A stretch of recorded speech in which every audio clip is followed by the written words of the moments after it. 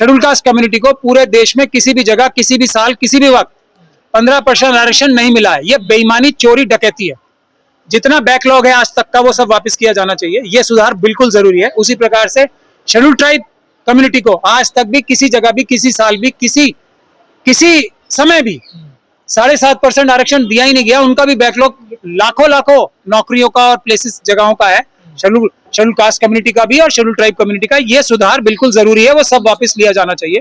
और जिन लोगों ने ये बैकलॉग को चुराया है और ये डकैती की है, उन लोगों को पकड़ के जेल में डालना चाहिए। ये सुधार बिल्कुल जरूरी है। अच्छे से आधार पे नहीं होना चाहिए आरक्षण, आर्थिक आधार पे नहीं।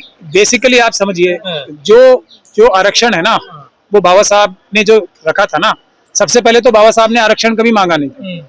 उन्होंने कहा था कि जो जिसकी जितनी संख्या भारी उतनी उसकी हिस्सेदारी जो एडमिनिस्टर करने की जगह होती है, यानी कि पार्लियामेंट और असेंबलीज या लोकल बॉडीज, उसमें होनी चाहिए। लेकिन वो हिस्सेदारी कैसे होनी चाहिए कि जिस समाज की हिस्सेदारी की बात की जा रही है, वो समाज ही अपने लीडर चुन के भेजे। कोई और रास्ते से, चोर रास्ते से किसी पॉलिटिकल पार्टी का टिकट लेके या पॉलिटिकल पार्टी के नुमाइंदा बन के ना आए। बाबा साहब की तो ये मांग थी। अगर वो मांग होती पूरी, या वो मांग नहीं, सॉरी, उनका हक था, हम सबका हक था, संख्या भारी वाला, वो अगर बात हो जाती पूरी, तो रिजर्वेशन की तो बात ही नहीं करते।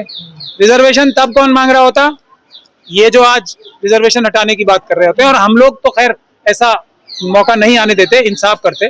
तो पहली बात ये थी, ये रिजर्वेशन की बात जो आई थी, ये मनुवादी मानसिकता की तरफ से बाबा साहब के ऊपर आई थी बात कि हम ये तो नहीं करेंगे, गांधी जी अनशन पे बैठ जाएंगे, हम लोग पूरे देश में मार काट मचा देंगे, लेकिन जिसकी जितनी संख्या भारी उतनी उसकी हिस्सेदारी, उनकी आवाज से नहीं आने देंगे। तब उस समय बाबा साहब को इमोशनली ब्लैकमेल करके जिस भी प्रकार से बाबा साहब के ऊपर ये कहा गया था कि हम ये देने को तैयार हैं, संख्या से ज्यादा भी हम आरक्षण देने को तैयार हैं, मगर प्लीज आप जिसकी जितनी संख्या भारी की बात मत करो। ये जो जबरदस्ती की बात है, अब उसमें भी चोरी करने की बात सोचने लगे और उसके भी रास्ते ढूंढने लगे कि कैसे। बाबा साहब ने तो 10 साल कहा था।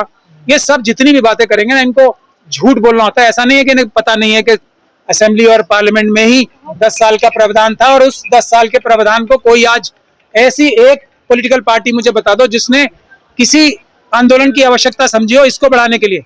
क्योंकि वहां तो सब ऐसे लोग आते हैं ना जो जेब के लोग होते हैं। बहुजन हमारा हक खा रहे हैं। बहुजनों का हक पहले उन्हें तो मिल जाए, जब उनका हक इतना है कि पूरा देश उनके हक से ही भरा पड़ा है। वो हक मिल जाएगा तो वो खाएंगे तो बाद में किसी की जरूरत नहीं पड़ेगी। पेट नहीं, पूरे सर से ऊपर तक हम लोग हक ही हक से लद जाएंगे। कमरे नहीं, हमारे घर भर जाएंगे। इतना हक तो हमारा पेंडिंग चुराया हुआ पड़ा है। हम किसी का हक खाने की बात सोच भी कैसे सकते हैं? जरूरत ही नहीं है ना। एक तो पहली बात ये है, हक खाने की बात तो वो करेगा जिसे जरूरत हो। हमारा तो हक चुराया हुआ है, हम वो हासिल करने की कोशिश कर रहे हैं सिर्फ। और उस हासिल करने में ये आंदोलन जो कर रहे हैं, इसका हमें बड़ा फायदा होगा। अब तो जाग जाओ बहुजन समाज के लोगों, अब तो जाग जाओ। जो आपका पहले ही चुराया हुआ है उसमें भी डकैती मारने की कोशिश हो रही है। मैं ये कह रहा हूं आज तक, और ये ओबीसी समाज को कौन सा मिल गया है। और मेरी एक बात हमेशा ध्यान रखना, जो भी ये लोग बोलते हैं ना कि रिजर्वेशन जो है कोई एक तरीके से कोई दे रहा है, हमें नहीं, रिजर्वेशन हम ले नहीं पा रहे जो हमारा है। ये आंदोलन होना चाहिए कि हम ले क्यों नहीं पाए अब तक। जो प्लान बी है बाबा साहब का, जो बाबा साहब को एक तरीके से चारों तरफ से घेर के ये तो खुद कहा गया था कि ये ले लो और भी कुछ ले लो, तो ये वो चीज भी हम ले नहीं पा रहे हैं, ये बात है। लेकिन इसके अलावा कोई बात नहीं होनी चाहिए। सर, यूपी में डिप्टी सीएम ने मीटिंग की उन लोगों से और कहा है कि हम विचार करेंगे आपकी डिमांड पर। ईवीएम के डिप्टी सीएम, ईवीएम वालों की बात ही क्यों कर रहे हो आप? वो तो सब जेल के अधिकारी हैं। उनके लिए जेल में रिजर्वेशन है, सबके लिए, आरएसएस और बीजेपी वालों के सब नेताओं के लिए जेलों में रिजर्वेशन है। वहां उनको रिजर्वेशन में कोई कोताही नहीं होगी। लाठी खा रहे थे यहाँ पर, छत्री कह रहे ब्राह्मणों ने हमें फंसा दिया, वहां जाकर नेताओं से मिल रहे, हमें आंदोलन में छोड़ गए। देखो, ये सब बातें दिखाने के लिए है। जो 90% लोगों के हक अधिकार मार के बैठे हैं, वो दिखाने के लिए कि हाँ हमारे साथ भी जुल्म ज्यादती हो रही है। ये सिर्फ हमारे आंदोलनों को कमजोर करने के लिए और हमारे जो एक तरीके से जायज गुस्सा और नाराजगी और नफरत है उसको कम करने के लिए कि देखो हमारी भी तो लाठी चल गई। ये सब बेकार की बातें हैं। एक लाठी होती है ऐसे मारने की, ऐसे, और एक लाठी होती है ऐसे मारने की कि पूरा हाथ, उंगली नहीं पूरा हाथ टूट जाए। ये दोनों लाठियों में फर्क है। इस बात को आप हमेशा ध्यान में रखना। और जो लोग इस बात को अच्छे से समझ ले। मैंने ये सुप्रीम कोर्ट में 2011 में बहस की थी ये बात, और उसकी वजह से हमें फायदा भी हुआ था जब रिजर्वेशन इन सुपर स्पेशलिटी कोर्सेज हो रही थी।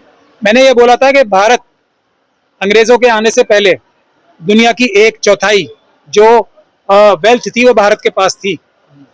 ये भारत की शक्ति है। 70 साल में आजादी के बाद सबके सब 90% से ज्यादा जगह पे ये 10% लोग बैठे हैं ना, तो भारत की जो 1/4 वाली जो दुनिया की 27% या 25% जीडीपी का हिस्सा था, हम 3% रह गई है। तो ये इनकी अच्छाई और बुराई कितने कैपेबल हैं, ये इस बात का साफ साफ सबूत है। और जो लोग रह गए, जिन लोगों को हटा दिया गया इन सब कामों को करने से, वो है असली भारत की ताकत। जैसे ही रिजर्वेशन जिस जगह भी होती है ना अच्छी से, वहां पे क्वालिटी ऑफ वर्क, ईमानदारी, एफिशिएंसी, इनोवेशन यानी कि नई नई वैज्ञानिक खोज बढ़ जाती है। ये सच्चाई है। कह रहे योग्य लोग होते हैं आरक्षण वाले। यही तो सबसे बड़ा झूठ बोल के हम लोगों को बेवकूफ बनाया जाता है। जहां जहां आरक्षण हुआ है, जो जो आरक्षित सीट पे गए वही सारे उस ऑफिस का काम संभालते हैं। ये हकीकत है, सच्चाई है। इसके बारे में बहस करनी नहीं है। इस बारे में कोई बहस नहीं करेगा। ये मैंने सुप्रीम कोर्ट में बहस करके वो केस जीता था। कोई इसके पास इसका जवाब नहीं था। इस बात का लॉजिक बता दें। 90% से ज्यादा जगह पे ये 10% लोग हैं ना, तो भारत जिसकी ताकत दुनिया का सबसे अमीर और ताकतवर देश होने की थी, आज इतना क्यों है? क्योंकि सब चीजें इनके हाथ में है, जो कि कैपेबल नहीं है। यही हो सकता है ना इसका अंजाम। तो और क्या हो सकता है बताओ? ये जो आरक्षण हटाओ आंदोलन चल रहा है, क्या ये फेल हुआ है या पास हो गया सर? ये नहीं, उन्होंने कर दिया। हमारे बीच में लड़ाई करा दी। जो ये आंदोलन की असली वजह ये थी कि क्रीमी लेयर और नॉन क्रीमी लेयर की बहस जिंदा की जाए, और कोई वजह नहीं थी इसकी। उनका ईडब्ल्यूएस कौन सा छीना जा रहा है? ईडब्ल्यूएस का क्या लॉजिक है बताओ मुझे आप। क्या ये इससे बड़ा, क्या इससे बड़ी बेईमानी कोई हो सकती है? क्या शेड्यूल कास्ट के लोग गरीब नहीं होते? शेड्यूल ट्राइब के लोग गरीब नहीं होते? बाकी बहुजन समाज के लोग, मुस्लिम, सिख, क्रिश्चियन, बौद्ध या ओबीसी के लोग गरीब नहीं होते? जब गरीबी की बुनियाद पर है तो जो सबसे ज्यादा गरीब है उसको दो ना। ईडब्ल्यूएस की जांच नहीं होनी चाहिए सर? उसमें कौन लोग हैं ज्यादातर? मैं फिर वही बात कर रहा हूँ। मैं तो कह रहा हूँ गरीब हो, गरीबों को दो ना, तो शेड्यूल कास्ट, शेड्यूल ट्राइब से ही भर जाएगा 10% पहले। गरीबी के क्राइटेरिया से। लेकिन जब बेईमानी ही बेईमानी का क्राइटेरिया हो, इनके पास कोई लॉजिक नहीं है। इनसे बहस करना बेकार है, इनसे बात करना बेकार है। विद्वान लोग हैं ये। विद्वान किसको कहते हैं? विद्वान की डेफिनेशन बदल गई है क्या? 56 इंच की छाती जैसे का मतलब दूसरा होता है, इसका भी मतलब वही है क्या? विद्वान मतलब जो विद्वान नहीं होते उनको कहा जाता है। से पैदा हुए लोग हैं, कह रहे हैं। नहीं, पैदा लोग हैं। मैं इस बारे में देखिए, इस डिबेट में मैं जाना नहीं चाहता। विद्वान अगर ये लोग हैं जो कि भारत की कैपेसिटी 1/4 की थी, दुनिया का सबसे रईस देश होने का था, उसको आज यहाँ लाके खड़ा कर दिया। हमारे देश में सड़कें नहीं बन पा रही। हमारे देश में क्या क्या क्वालिटी ऑफ, हर चीज की क्वालिटी आप देख लो। भ्रष्टाचार में हम टॉप पे जा रहे हैं। यही है इनकी कैपेसिटी, यही है इनकी विद्वता।